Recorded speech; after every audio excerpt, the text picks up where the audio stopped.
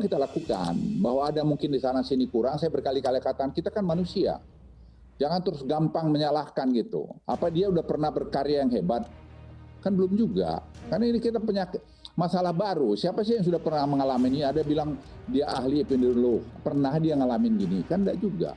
Dunia semua menjadi bingung sendiri kadang. Amerika negara sehebat itu aja bingung. Makanya di masyarakat ini saya himbau, kalau tidak kita membuat kita disiplin, siapa lagi? Oke. Jadi misalnya berkumpul rame-rame itu Najwa, itu seperti misalnya ada orang ada pikiran-pikiran politiknya, dikontrollah birahi kekuasaannya dulu. Karena akibat dari dia itu, tahu nggak bahwa ada klaster? Sadar nggak dia bahwa dengan kumpul-kumpul rame itu bisa yang kena dan bisa mati?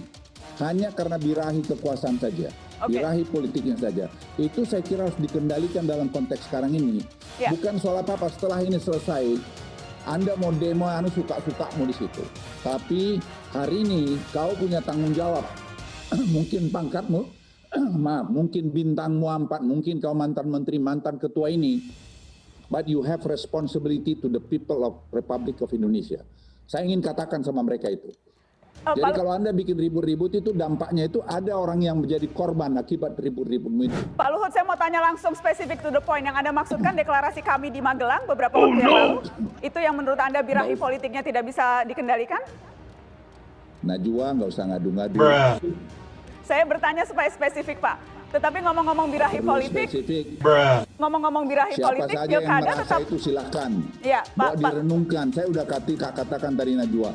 Kau sebagai warga negara renungkan setiap tindakanmu dalam situasi krisis macam ini. Pak Luhut, tapi jangan kamu sok paling pahlawan sendiri, sok paling bersih. Ya, jangan. Keadaan ini sekarang bicara soal nyawa manusia, bicara masalah kemanusiaan. Ya kita juga dong. Kau katanya beragama. Ini salah satu tanggung jawab moralmu kepada rakyat Indonesia. Di mana kau berada? Yang membuat kau makan, membuat kita makan.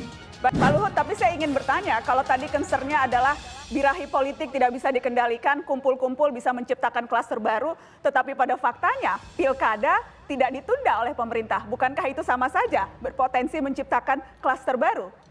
Setelah pariwara dijawab ya Pak, kita akan bahas soal itu, soal pilkada, dan saya ingin tahu betul-betul pandangan Pak Luhut soal itu. Karena Pak Luhut yang diberi tugas untuk mengendalikan COVID, tapi di sisi lain ada keputusan keluar dari pemerintah bahwa pilkada jalan terus. Bagaimana ini Pak Luhut?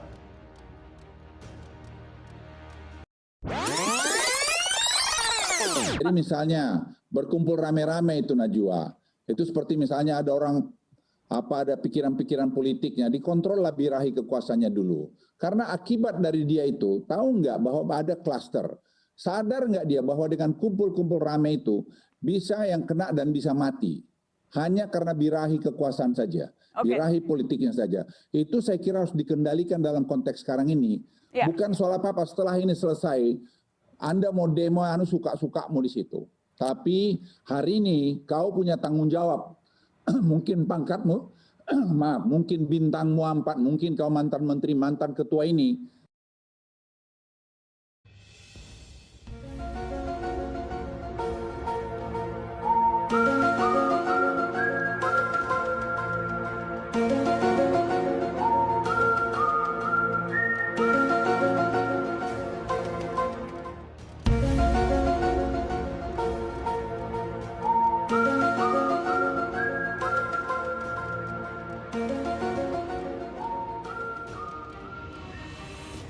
Pak Luhut, pemerintah memutuskan pilkada jalan terus, walau banyak sekali permintaan yang muncul dari publik agar ditunda dulu. Anda sebagai orang yang ditugasi spesifik untuk menurunkan angka COVID selama 2 minggu, Pak. Apakah sependapat dengan keputusan pilkada jalan terus ini, Pak Luhut? Kalau di tentara itu ada Najwa. Proses pengambilan keputusan hanya 2. Kalau sudah diputuskan, laksanakan, amankan. Nggak boleh lebih dari itu. Itu yang saya dapat dari para senior saya dulu. Jadi saya sebagai tentara laksanakan, amankan. Tinggal sekarang bagaimana kita memitigasi itu. Itu aja. Lapor kepada Presiden. Walaupun ini akan berpotensi seperti yang tadi Anda katakan Pak Luhut, membuat klaster bertambah, akan berpotensi membuat pandemi ini menjadi bertambah parah Pak Luhut. Itu konsekuensi atau resiko? Saya ngomong, kamu udah potong. Itu resiko yang dipertimbangkan tidak Pak? Saya belum selesai ngomong kamu udah motong. Jadi apa yang mau kita lakukan, dan Presiden setuju, dan kita usulkan pada KPU maupun Bawaslu nanti, dan sudah juga kepada Kapolri, supaya dibatasi nanti kampanye. Tidak ada kampanye terbuka, mungkin hanya kampanye terbatas, mungkin daring juga dan sebagainya. Ini juga era baru dalam keadaan seperti ini gitu. Jadi kita lakukan itu. Pak Luhut, tapi dalam prakteknya di lapangan implementasi dari berbagai aturan itu sulit dijalankan, Pak. Pada saat proses pendaftaran saja kita lihat.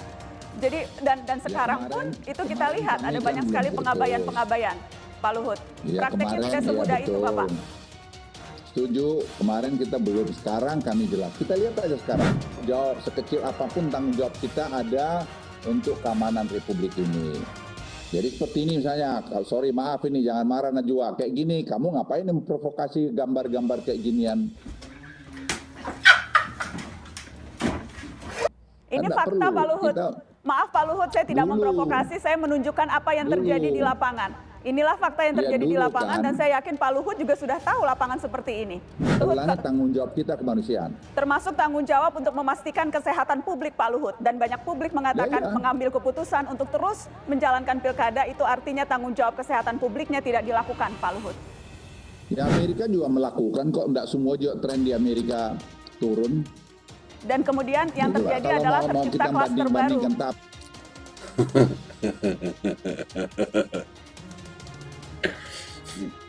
Mestinya bisa dimitigasi, begitu ya Pak?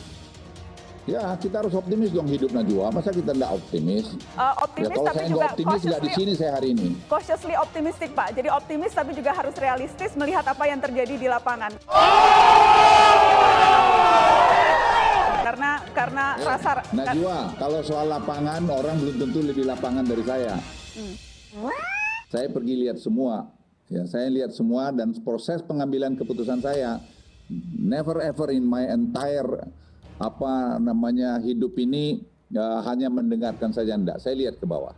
Kita harus belajar mendidik anak-anak muda itu ada setia kepada keputusan. Setia kecuali kepada keputusan yang melanggar konstitusi. Sepanjang itu tadi itu masing-masing pemimpin itu punya cara Pak dalam Luhut, style kuncinya di situ, leadershipnya. Pak. Maaf, saya potong Pak Luhut. Kuncinya di situ melanggar konstitusi. Sejumlah pihak bahkan mengkhawatirkan keputusan ini bisa dianggap melanggar hak warga untuk mendapatkan kesehatan dan keselamatan, Pak. Karena ya ada hak politik, tetapi yang lebih tinggi dari itu adalah hak kami untuk mendapatkan keselamatan dan kesehatan. Ya kita perhatikan kesempatan, makanya tadi Presiden juga mungkin memberikan lebih spesifik task force untuk mengatasi itu tadi. Ya. Dan kita apakah ini sudah pasti keputusan Presiden begini? Bisa aja besok tiba-tiba Presiden setelah mengevaluasi laporan dari kami semua, tiba-tiba membuat keputusan layanan. Kan masih ada hak konstitusi Presiden yang lebih tinggi lagi. Kan nggak tahu kenapa mesti kita berandai-andai sekarang. Oh, jadi masih ada kemungkinan, menurut Anda Pak Luhut masih ada kemungkinan keputusan ini akan bisa berubah?